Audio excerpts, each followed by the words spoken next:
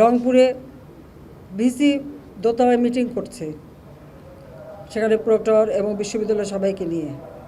সেখানে আগুন দিয়েছে, গাড়িটাই তো পুড়িয়েছে, বাড়ির ভিতরে আগুন দিয়েছে। পুলিশ যখন উদ্ধার করতে গেছে পুলিশের উপরে হামলা করেছে। হ্যাঁ, পুলিশের গুলিতে একজন মারা গেছে। যেই মারা যাক সে তো বাবা মার সন্তান। আমরা সেজন্য সত্যি দুঃখ প্রকাশ করি। এবং তার বাড়ি রংপুর পীরগঞ্জ, ওখানে আমরা যাতে তার কাফন দাফন সব কিছু ব্যবস্থা করে দিয়েছিলাম।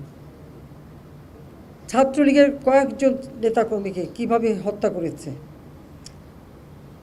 চট্টগ্রামে 6 তলার উপর থেকে ছুঁড়ে ছুঁড়ে নিচে ফেলেছে। যারা জীবন বাঁচাতে ঝুলে আছে জানলার শিক ধরে, তাদের উপরে পাথর মেরেছে, হাত পায়ের রগ কেটেছে, 7 জন ছাত্রকে হত্যা করেছে। এবং এইরকম হত্যাযোগ্য আরও অনেক জায়গায়, সব বিস্তারিত বলে বোধহয় শেষ করা যাবে না।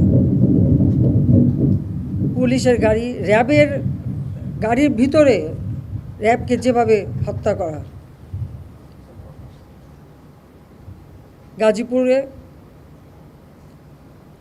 আমাদের এক কর্মীকে শুধু মারেই নাই, হাসপাতালে চিকিৎসা করতে গেছে, সেখান থেকে বের করে নিয়ে এসে তাকে মেরে ঝুলিয়ে রেখে দিয়েছে পুলিশ।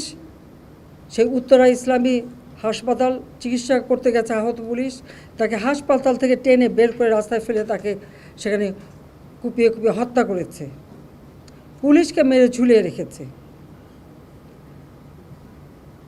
আমার মোটর কেডের যে পাইলট মোটর সাইকেল দিয়ে সব আসতো, সে ওই যাত্রাবাড়ির ওদিকেই থাকতো। ওখানে প্রত্যেক বাড়িতে বাড়িতে যেয়ে তারা খুঁজছে পুলিশের কেউ আছে কি না, আওয়ামী লীগের কেউ আছে কি না। ও যখন ওখান থেকে বের হয়ে আসছিল কাজে যাবে, তাকে সেখানে মেরে ফেলে রেখে দিয়েছিল। যখন এখানে আসে না, খোঁজ করে দেখে তার লাশ পড়ে আছে। এইভাবে একদিকে হত্যাকাণ্ড, একদিকে জ্বালাও পোড়াও।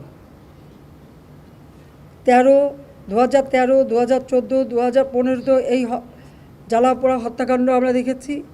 আবার শুরু করলো এই 2024 সালে, যখন দেশটা এই দীর্ঘ 15টা বছর রাত দিন পরিশ্রম করে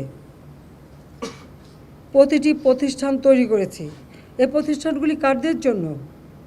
এদেশের মানুষের জন্য। তো এই প্রতিষ্ঠানগুলি তো মানুষকে সেবা দেয়, মানুষের জন্য কাজ করে, মানুষের রুজির ব্যবস্থা করে, মানুষের আয়ের পথ খুলে দিয়েছিল। সেই প্রতিষ্ঠানগুলি একে একে পুড়িয়ে ফেলা। এবং শুধু ঢাকা বলে না, রাজশাহীতে বিশ্ববিদ্যালয়ে সে ভিসি কাটো, ময়মনসিংহ কৃষি বিশ্ববিদ্যালয়ের সেখানে হামলা, বিভিন্ন জায়গায় এই হামলা করা এবং আগুন লাগানো অথবা মেরে ফেলা।